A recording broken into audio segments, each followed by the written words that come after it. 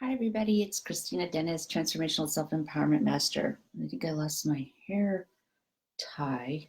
This was keeping my hair up like this, and now I've probably broken the rubber band, so hopefully it'll stay curly and stay up there.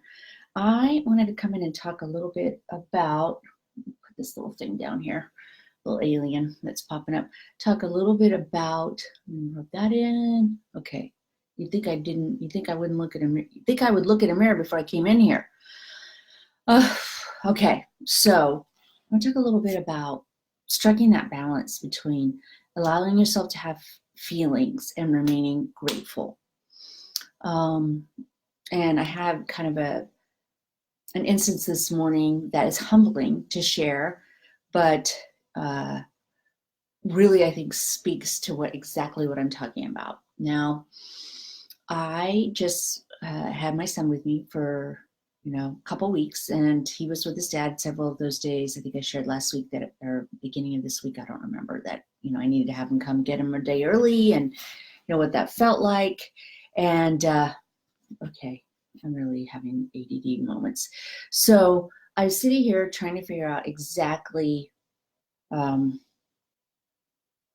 how to present this without being completely humbled, but there's really no point, because you don't get better unless we're willing to be transparent. And so my son was off of school, and that's always precarious when you have special needs children that are used to a routine, do really well with the routine. I think I've also mentioned that he's quite large, and he's doing a lot better than he's ever done before, but he also wants to do a lot more. And he is got 3 inches on me and about 50 pounds.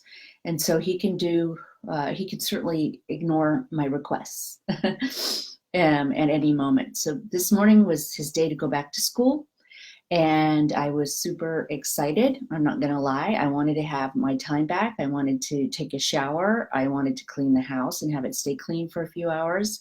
I wanted to not toilet him for a few hours. I just needed that break, and I was super excited. And we got to the bus stop at 8, and he gets really excited to go to school. And about 8:15, I didn't see the bus, so I texted the transportation manager, and he said, "Oh no, they should be on their way."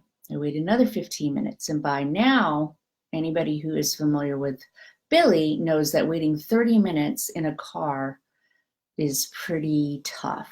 But I kept telling him the bus was coming, and finally at 8:35 I texted again, "Can you give me an ETA?" And they had forgotten to pick him up. And I knew it would be quicker for me to drive him there. Now, I didn't have a bra on. I didn't have shoes on. I was wearing house slippers because it's literally 2 minutes from my house, the bus stop. And I was sweating already. I didn't want to drive him in California traffic. And I ended up texting, "I will be back. I will bring him up."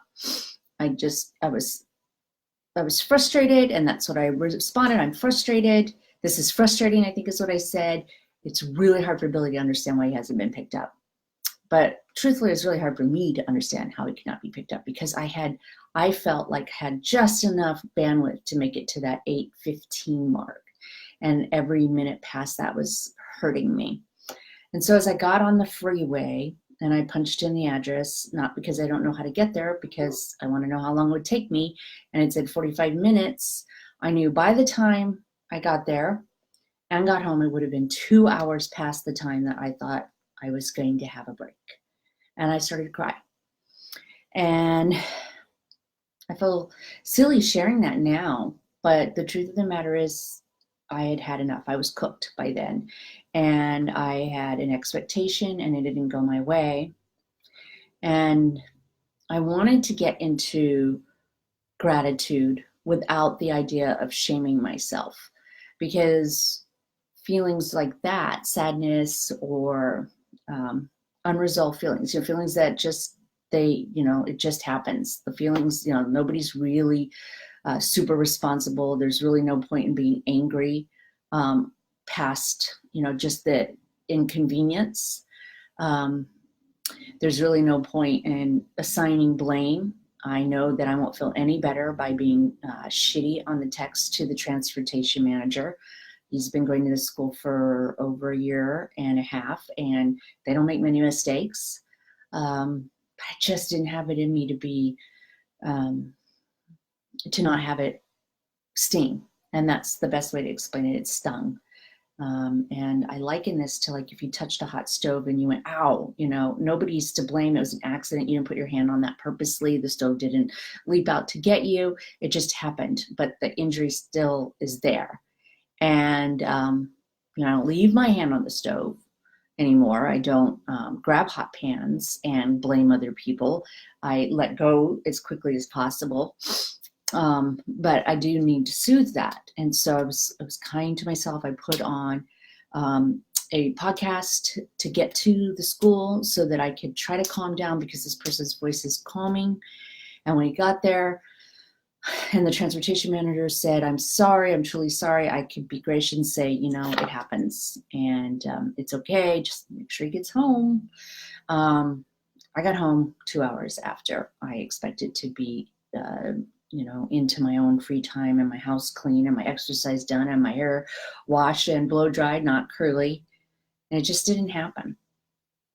So I could have, and I still could take those feelings and blame myself for being so ridiculous. I don't think that would help me get through it. I don't think that would have helped me get my day back on track. I could have taken that as evidence that everything is wrong and everything will always be wrong, and this is always what happens to me. And I'm going to be honest, I've done that in the past. I've looked at it through that lens. This time I could be more balanced. I could be, wow, that stung. That wasn't what I was expecting. I was tired. Of course I'm tired. And there's nothing I could do about it except take my child to school. And what I could do about it after that is confirm that they're going to pick him up tomorrow, go home, wear my hair curly, clean my house anyway, pray, ask for the strength, ask for the patience, ask for kindness to come through me, and kindness to myself for having a tearful moment this morning, and move forward.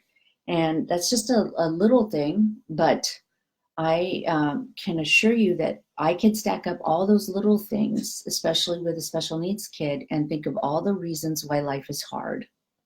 And I don't think that's going to help me or anybody around me. Nor is pretending that life isn't hard or just gratituding myself to death. Not true gratitude, just, oh, I'm just grateful he has a school to go to. I'm just grateful that, they come and get him. I am grateful for all those things, but that doesn't mean that it didn't hurt this morning when we were waiting and I wasn't frustrated, tired, and ready to be on my way. So I just wanted to put that out there. Like, I'm thinking about how much feeling our feelings helps. And you can get honest appraisal of yourself, that very accepting viewpoint, that graceful position toward yourself. You'll get through it much quicker. I think if it continues to show up as a theme, if it continues to hurt, if it is out of proportion or it's preventing you from moving forward on things that will help you enjoy your life better, then it's time to start doing some work that has to do with, looking at what is important in life and feeling, maybe some of the backlog of emotions that are presenting themselves in a pattern, and putting myself, I'll put this in the I terms, putting myself in a position to look at things in a very negative manner, or a poor me manner, or a, wow, why does this keep happening to me? So just wanted to put that out. To be felt. It's good to know what's going on. It's good to pay attention. It's good to say, wow, that really stung, that hurt. And it's also good to go ahead and let that be done. So that's where I'm at. Billy's back home. My hair's curly. It will be for the next 3 or 4 days. And I'm tired. I didn't get everything done. But, I know that this will pass. And I'll feel more energetic and revived soon. So I just wanted to put that out there. It always starts with grace. It always starts with love, and it always starts with room. All right? I hope you guys give yourself grace. Hope you ladies and gentlemen give yourself grace. Love you all. Bye.